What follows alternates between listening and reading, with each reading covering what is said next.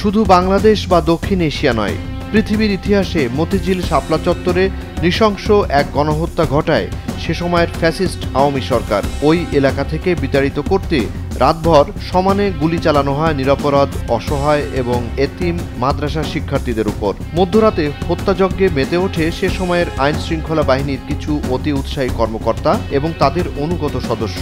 আর পুরো গণহত্যার মিশনটি কঠোরভাবে বাস্তবায়ন করা হয় ফ্যাসিস্ট প্রধানমন্ত্রী শেখ হাসিনার আদেশে। 2024 জুলাই অভ্যুত্থানের পর একে একে বের হতে থাকে শেখ হাসিনা সরকারের অপরাধ ও হত্যাযজ্ঞের ফিরিস্তি। পিলখানায় বিডিআর এবং মতিঝিল শাপলা চত্বরে গণহত্যা সম্পর্কে বের হতে থাকে চাঞ্চল্যকর সব তথ্য। আজকের প্রতিবেদনে আমরা জানব 2013 সালের 5ই মে দিনগত রাতে শাপলা চত্বর গণহত্যা কাদের নেতৃত্বে হয়েছিল এবং কি অস্ত্র ব্যবহার করা হয়েছিল।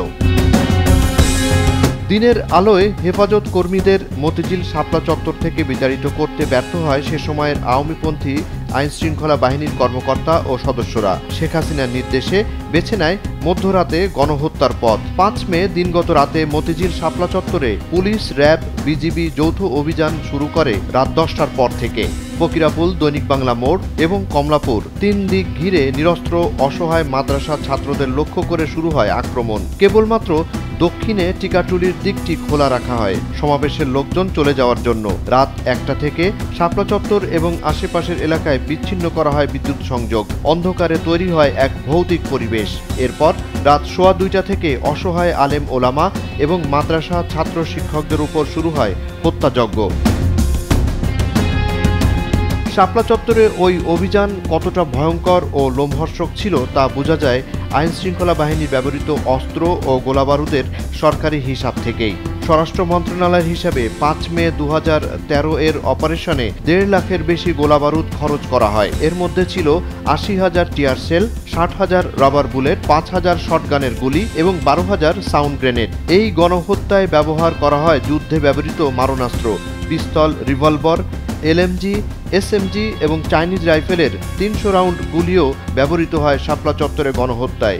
এর পাশাপাশি ছিল সে সময়ের শাসক দলীয় আওয়ামী লীগ, যুবলীগ, ছাত্রলীগ ক্যাডারদের অস্ত্রবাজি।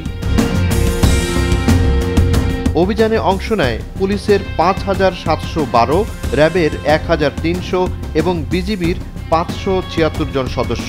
এর বাইরে বিজিবির 10 প্লাটুন সদস্য ছাড়াও এপিবিএন এবং র্যাব পুলিশের বিপুল সংখ্যক সদস্য স্ট্রাইকিং ফোর্স হিসেবে রাখা হয়।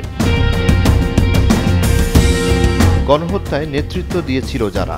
শেখ হাসিনার নির্দেশে শাপলা চত্বর ক্লিয়ার করার জন্য সে সময়ের ডিএমপি কমিশনার বেনজির আহমেদ, র্যাবের জিয়াউল হাসান এবং বিজিবির আজিজ আহমেদ ছাড়াও দায়িত্বে ছিলেন পুলিশের সাবেক আইজি হাসান মাহমুদ খন্দকার, অতিরিক্ত আইজিপি শহীদুল ইসলাম, র্যাবের ডিজি মোখলেসুর রহমান, বহুল আলোচিত ডিবি প্রধান হারুন আর রশিদ, র্যাব 10-এর অধিনায়ক লেফটেন্যান্ট কর্নেল ইমরান, র্যাব 3-এর অধিনায়ক মেজর সাব্বির, র্যাব 1-এর পরিচালক লেফটেন্যান্ট কর্নেল কিসমত হায়াত, র্যাব 4-এর পরিচালক কামরুল হাসান, বিজিবির কর্নেল এহিয়া আজম খান সহ 5 কমান্ড অফিসার, হাইওয়ে রেঞ্জের ডিআইজি আসাদুজ্জামান মিয়া, এসবির অতিরিক্ত ডিআইজি মাহবুব হোসেন, মতিঝিল বিভাগের এডিসি এসএম মেহেদি হাসান, ডিএমপির অতিরিক্ত কমিশনার আব্দুল জলিল মণ্ডল, যুগ্ম কমিশনার শেখ মারুফ হাসান, উপকমিশনার আনোয়ার হোসেন, এডিসি আসাদুজ্জামান, এডিসি মোহাম্মদ মাইনুর হাসান, রমনা বিভাগের এডিসি মঞ্জুর রহমান, ডিবির অতিরিক্ত উপকমিশনার মশিউর রহমান, ডিবি দক্ষিণের এডিসি নাসির উদ্দিন খান, লালবাগের তৎকালীন ডিসি হারুন আর রশিদ ও উপকমিশনার খান মোহাম্মদ রিজওয়ান। শাপলা চত্বরে গণহত্যার জন্য এসব কর্মকর্তাদের অনেককেই পুরস্কৃত করেন ফ্যাসিস্ট শেখ হাসিনা। পুলিশের আইজি হন বেনজির আহমেদ। একের পর এক পদোন্নতি ও দায়িত্ব দেওয়া হয় লেফটেন্যান্ট কর্নেল জিয়াউল হাসানকে। তাকে শেষ পর্যন্ত মেজর জেনারেল পদেও উন্নীত করা হয়। হাসান মাহমুদ খন্দকারকে করা হয় রাষ্ট্রদূত, আর বিডিআর ডিজি জেনারেল আজিজ আহমেদকে করা হয় সেনাপ্রধান। শাপলা চত্বর গণহত্যায় সফলতার জন্য পুলিশ পদক দেয়া হয় অনেককে।